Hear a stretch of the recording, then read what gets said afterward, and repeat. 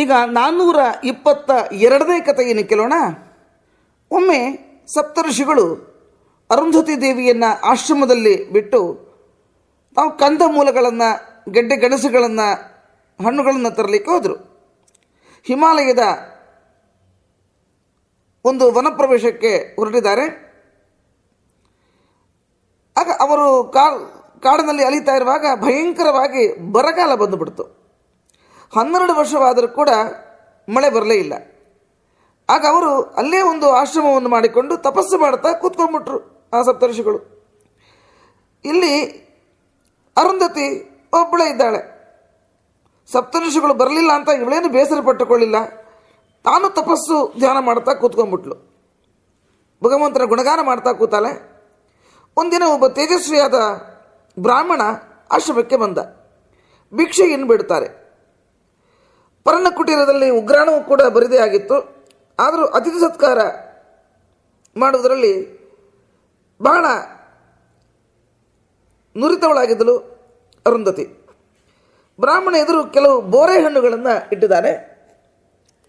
ತಾವು ಇದನ್ನು ಸ್ವೀಕರಿಸಿ ಸಂತುಷ್ಟರಾಗಬೇಕು ಎಂದು ಕೇಳಿಕೊಂಡು, ಆಗ ಅತಿಥಿ ನೀನೇ ಇವಳನ್ನು ಬೇಯಿಸಿಕೊಡು ಎಂದು ಹೇಳಿದರು.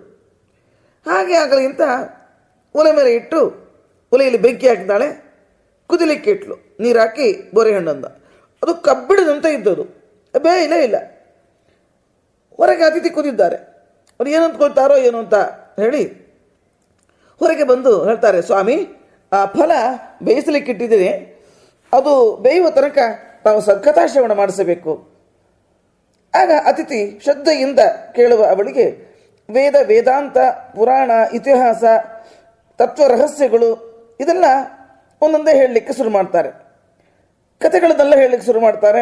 ಚರಿತ್ರೆಗಳನ್ನ ಹೇಳಲಿಕ್ಕೆ ಶುರು ಮಾಡ್ತಾರೆ. ಉತ್ಸಾಹದಿಂದ ಅವಳು ಕೇಳ್ತಲೇ ಇದ್ದಾರೆ, ಇವರು ಹೇಳ್ತಾ ಇದ್ದಾರೆ. ಅವಿಚ್ಛಿನ್ನವಾಗಿ ನಡೀತಾ ಇದೆ ಸತ್ಕಥಾಶ್ರವಣ. ಹೊರಗೆ ಅನಾವೃಷ್ಟಿ ಇದೆ. ಇವರಿಗೆ ಹಸುವೆ ಆಗ್ತಾ ಇಲ್ಲ. ಇಬ್ಬರಿಗೂ ಹಸುವೆ ಇಲ್ಲ, ನಿರಡಿಕೆ ಇಲ್ಲ.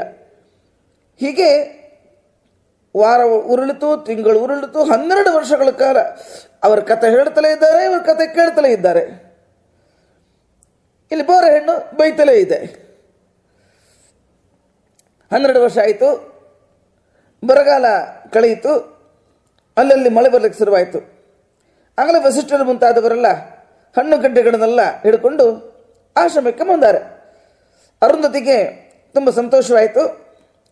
ಆಗ ಆ ಹಣ್ಣುಗಳನ್ನು ಎಲ್ಲ ತಂದು ಆ ಅತಿಥಿಯ ಮುಂದೆ ಇಡ್ತಾರೆ. ಸ್ವಾಮಿ, ತಮ್ಮೊಂದು ಇಷ್ಟು ದಿವಸ ಕಾಯಿಸಿ ಅಪರಾಧ ಭಾಳ ಅಪಚಾರ ಮಾಡಿಬಿಟ್ಟೆ, ಕ್ಷಮಿಸಬೇಕು ಇಟ್ಟು ಹೇಳಿ ಹಣ್ಣು ಹಂಪಲುಗಳನ್ನು ಕೊಡ್ತಾರೆ. ನಮಸ್ಕಾರ ಮಾಡ್ತಾಳೆ. ಆಗ ಆ ಅತಿಥಿ ಎದ್ದಿದ್ದಾನೆ. ಅಲ್ಲಿ ನೋಡಿದಾಗ ಅತಿಥಿಯ ತಲೆಯಲ್ಲಿ ಗಂಗೋದಕ ಇದೆ, ಜಡೆಯ ಮೇಲೆ ಚಂದ್ರಕಲೆ ಇದೆ, ಮೈ ಮೇಲೆ ಅಜಿನ ಕೃತ್ಯವಾಸ ಇದರಲ್ಲಿ ಡಮರು, ಶೂಲ ಇಲ್ಲ. ಸಾಕ್ಷಾತ್ ರುದ್ರದೇವರೇ ಮೂರ್ತಿ ಮುಂತಾಗಿ ನಿಂತಿದ್ದಾರೆ. ಆಗ ಸಪ್ತರ್ಷಿಗಳಿಗೆ ಬಹಳ ಆಶ್ಚರ್ಯ ಆಯಿತು. ರುದ್ರದೇವರಿಗೆ ನಮಸ್ಕಾರ ಮಾಡಿದರು. ಹೀಗೆ ರುದ್ರದೇವರು ಅರುಂಧತಿಯ ತಪಸ್ಸನ್ನು ವರ್ಣಿಸಿ ಹೋಗಿದ್ದಾರೆ. ಅನುಗ್ರಹ ಮಾಡಿ ಅಲ್ಲಿಂದ ಹೊರಟಿದ್ದಾರೆ. ಈ ರೀತಿ 12 ವರ್ಷಗಳ ಕಾಲ ರುದ್ರದೇವರು ಅರುಂಧತಿಗೆ ಭಗವತ್ ಕಥಾಶ್ರವಣ ಮಾಡಿ ಉದ್ಧಾರ ಮಾಡಿದರು. ಇಲ್ಲಿಗೆ 422ನೇ ಕಥೆ ಮುಕ್ತಾಯವಾಯಿತು. ಶ್ರೀಕೃಷ್ಣಾರ್ಪಣಮಸ್ತು.